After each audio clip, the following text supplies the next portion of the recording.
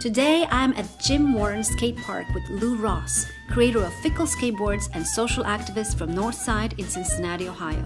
Lew crafts each board with an intention to encourage young skaters to be who they are and not conform to the ideals of the modern skating culture. I'm Tai Chi. At 19, I was a superstar and I was lost inside. I left it all behind, switched continents, and started all over. Years later, I found myself lost again, this time in the American dream. This is a story about awakening, about living the life you were created for, about going inward and discovering the joyous and purposeful person you and I are both meant to be. This is Waking Up in America.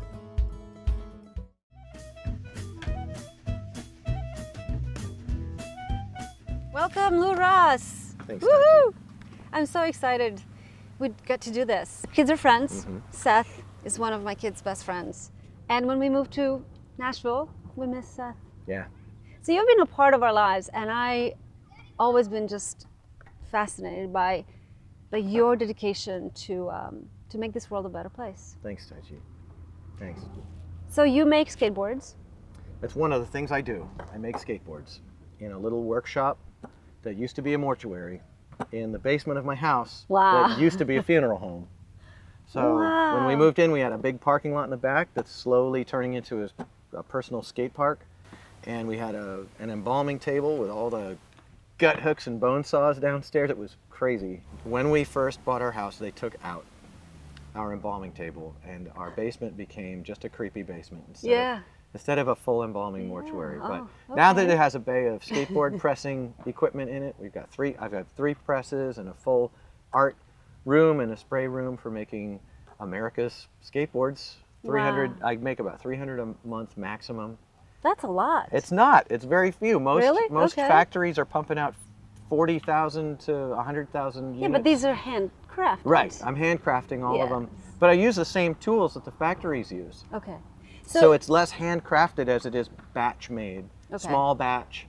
And that's why the real difference between them isn't that hands are making them, is that it's just the smaller batches mean greater care and a greater guarantee. And what I know about you and what you do and how you do it, you're breathing life into each skateboard yeah. as you're singing it out. Dude, people are riding on positive juju soaked skateboards now. I mean, when I'm down there, if I'm bummed out, I don't make them, which is why I've had to really guard my heart. You know, a wise man once said, guard your heart, for from it are the springs of life. Yes. And so I've had to really take time away from production at times to make sure that my inspiration is intact, because it's my inspiration, my love of skateboarding and my love of people who skateboard.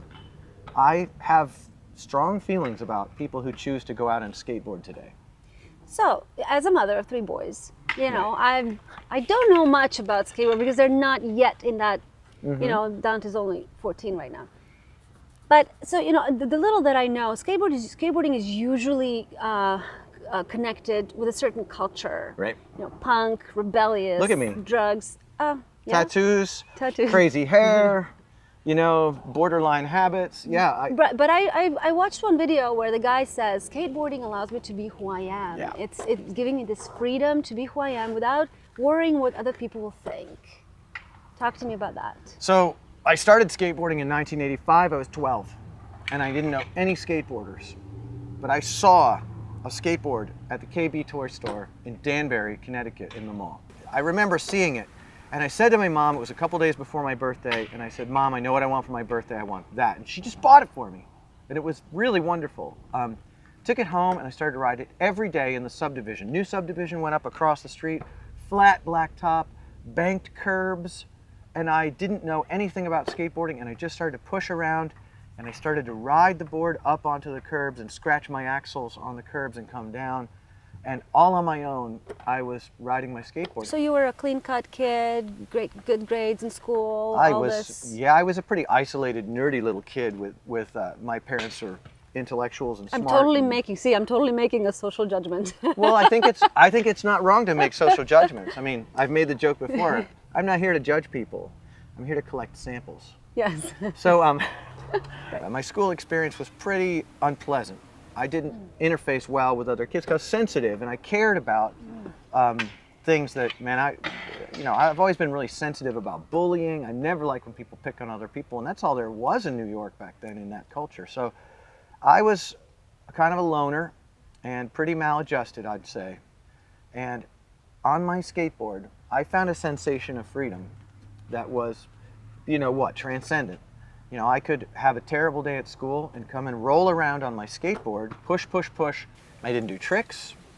I didn't have an idea of measuring up to any social like values, like being cool. Right, pressure to perform. There was no pressure to perform. There was nothing. And so my dials were set, and still are, to the experience of motion at will, and the freedom of getting a relief from the grinding pressures of social issues by riding my board. So from there, I met a few people, and they rode skateboards. And I got introduced to the trick people, the guys who read the magazines, read the ads, and think they need to be like that. Right. And they live in a pressure cooker. Some of them have the gifts and the talent it takes to measure up and enjoy status. Well, because that's what first came to my mind. Like, if I'm looking at the skateboard park here, and I'm thinking, if I was here, I would be like so super conscious that my tricks are not really. Yeah. See the little girl with the pink and blue hair? Yes. I said to the guys with me, I said, this little girl with the pink and blue hair on a little blue board with the pink wheels, I said, if that is the spiritual image of what's happening when I'm riding my skateboard. She was just so happy and colorful, and she was not at all in touch with having to measure up. She wasn't looking at any of us. She just loved her toy skateboard. So what we perceive as insecurity actually is, you have to be pretty secure to show up at a place where people are doing tricks. Or maybe it comes from a place of longing to belong and to maybe challenge yourself, or... That's a huge part of it. I think one reason there is a mainstream skateboarding culture. Skateboarder, okay. So mainstream skateboarding culture, you can open the mainstream magazines. You pretty much have to wear a certain cut of pant, a certain kind of shoe. You have to pretty much have a certain aesthetic. Now I enjoy that my preferences fall. I look kind of like that. And I enjoy acceptance on the superficial level because I look like a skateboarder. I do, I fit with the mainstream of skateboarding. And it doesn't bother me that I fit in. It doesn't bother me to fit in. It doesn't bother me to not fit in. I'm independent of that. My mind is me, and my spirit is me. So being who I am in my inner world, I don't have the drive to measure up. I don't have the drive to do those things because I'm still 1985 rolling around before the boys told me that I had to do tricks. And I got good on my skateboard. And I got good on my skateboard without... I remember when I was young, I would skate with my friends. And some of them were doing really advanced stuff. I remember one kid, and he would do kickflip melon grabs, big trick, on a mini ramp. And he was 12. And by the time he was 14, his knees were done. I remember as a kid thinking, why would what social pressure would make me value learning kickflip melon grabs and blowing out my knees as a kid rather than just learning stylish, enjoyable, long line grinds and maneuvers that are fun to do at speed? Why would I spend time? Now, some people love the challenge, and there's an authentic journey there. So I can't look at the outside and just judge those people. I'm passionate about empowering people to dare to be who they are and to skate differently if that's their thing. To skate at a lower skill level if that's more appropriate for who they are. For who they are. And to take it down to basics and learn to have elegant and high quality basics rather than constantly trying to do some poppy flippy maneuver or some high risk maneuver that's going to get them blasted. Whereas my critique is that the mainstream culture lifts up high risk, very difficult level. I call it the mainstream culture has for 20 years exalted almost unattainable skill levels with completely unsustainable risk levels. And I've been watching it. Through the 90s, everyone was jumping down stuff. Everyone was, just going nuts, trying to get the banger trick. And I resented that. As a human being, I resented the culture of having to do the banger trick and measure up. I resented it a lot. I identify, with that as a musician. I never was interested in playing the fastest or, like getting the chops and just showing off. Right. I just really wanted to affect through the gift. And I see that's what you do. You're a social activist. You're a leader. Yeah. You're like out there on the skate. You're doing saying, more than... I'm saying really unpopular things like, hey kids, one of my favorite, the Facebook post is really where it's at for me. My Facebooking is pretty controversial and I'm really enjoying it. Okay, check it out. Controversy is a good thing. It is a good thing, I think it can be a good thing if it's stimulating an awakening of thought, and if it's stimulating people to reevaluate thought systems that maybe they were highly invested in. And if you question authority, if you reevaluate your relationship with idea systems like mainstream skateboarding's exaltation of high risk and unsustainable, skill level, and risk levels and all this. If you look at this, one of my favorite ones is to say, hey kids, if somebody tells you have to have this new hat, don't sleep. They say, don't sleep. Get to the skate shop and buy this new hat. Don't sleep. Get to the skate shop or get to the store and buy this new this or that. Don't miss out. Don't be left behind. All those messages, to me, those are insidious. Those are, what they call it, pernicious, man. That's sick. And it makes me feel the emotion of anger. Yes. As an old punk rocker who grew up and cut my teeth on the value of individual thought. And that same ethic has driven me outside the mainstream. I make skateboards not because I love wood.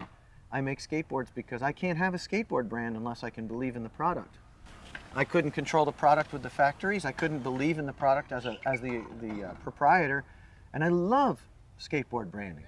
I love running a brand because running a skateboard brand is the way that I can reach to the culture and say, hey kid, you don't need the hat. You don't need the pants. You don't need the right shirt. You are. Whatever you wear is right because it's on you. Yeah. Your spiritual being, your intellectual being is what is most important. So if you come to the skate park and you are enjoying doing some maneuver that everyone else might be taught through our media, that it's a Barney move or a kook move or like that. Well, we want to tell you that no. You do you. But what a lot of people weren't ready for is how brave you have to be. Well, and that is hugely empowering, and that's what we're all trying to do, is to say wake up, and that even as a kid you're gonna have this place, it's a skateboard park, and you're gonna learn, you're gonna practice showing up the way you are, and then you can apply that in other areas of life. The skateboard parks are really interesting because they're like a pressure cooker. They take what I learned slowly and they make everyone cross-pollinate. It's wonderful. I love it. I want there to be diversity. I want there to be cultural diversities. I want there to be, I really don't want there to be misogyny and racism and phobias of any kind. I don't want homophobia or xenophobia, or any of the. Yeah, arachnophobia is okay. You can keep that one because spiders are pretty much horrible. So you can show up in your shirt, like you said, who you are. If you're a clean cut, or if you're riding a scooter, or if you're on rollerblades, or on a ripstick, or if you're rolling and enjoying motion like I did when I was a kid. I mean, we've got people who say the most horrible things about what you're riding at a skate park, and I realized that. Bigotry is something we become desensitized to. Yes. And if a human community is going to be bigoted about what you're riding at a skate park, then that community is definitely going to fall like dominoes when it's time to be bigoted about other things. Yes, absolutely. And we need to be careful about bigotry, and I call it fascism, the enforcement of community standards based on monetary values and subcultural values that I don't espouse. But like you said before, if you question the authority, if you question and reestablish that connection with the truth, with what's the larger, you show up as who you are because you've practiced being yourself, and you were brave enough to show up as yourself. That is huge. In our industry, in skateboarding, if you do that, you'll be run out of business. very quickly, because the number one thing in skateboarding, the number one rule, it was published in an article by Jenkem magazine this year, is don't speak evil of the industry. Whatever you do, do not break with loyalty of the established monetary industry. But that's the I've thought. done That's the thought that to me is completely contrary to the American spirit. Yeah. Okay, and that's why I'm so interested in stories like yours and the work that you do. And you say it's the sticks that stirs. Oh yeah, our ad in Confusion magazine says skate sticks specifically crafted for stirring the pot. To stir the pot. So the Beautiful. existence of a workshop brand is not new, but the thing is that my brand exists in an activist capacity. I make skateboards in a workshop for one brand, direct to the customer, with a team representing an ethic in skateboarding of wide open acceptance, diverse stylistic manifestation, and open cultural welcome to whatever your background is. So when you're skateboarding, all the stuff you worry about how you fit in society, it's my belief that doesn't matter when we're rolling on skateboards. You could be on the opposite end of the political or social spectrum from me. When we skateboard together, that's not there. And I want to nurture that, preserve that, create it where it doesn't exist. Make sure that the fat kid and the kid whose skin is a different color, the kid who is struggling with acceptance around their sexual identity, the kid who is struggling with acceptance around their socioeconomic identity and strata. We want those strata to be destroyed when we're rolling together. And I'm passionate about that through my branding. I'm passionate about that in my business. And I've gone ahead and said so. And I've criticized our mainstream culture. Skateboarding subculture used to be a manifestation of the American spirit. Independent thinking, right. Independent living, independent lifestyle choices. It's been subverted. And I remember the American spirit. I mean, let's talk about that for just a second, because America has been on the one side about independent exploration and identity, but on the other side, America has been about conformity and about manifest destinies of monetary, we've always had both going. There's always been a tradition of conflict in America. Yes. And I'm continuing the conflict. Well, I think what you're doing is you're awakening people and providing the right amount of controversy. Right. Thank you, to cause the awakening. You need 12 good men.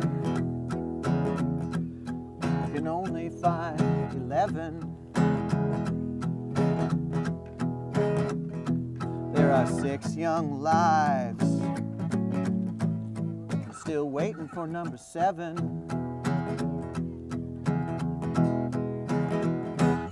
I may be living on earth, but I'm living for heaven.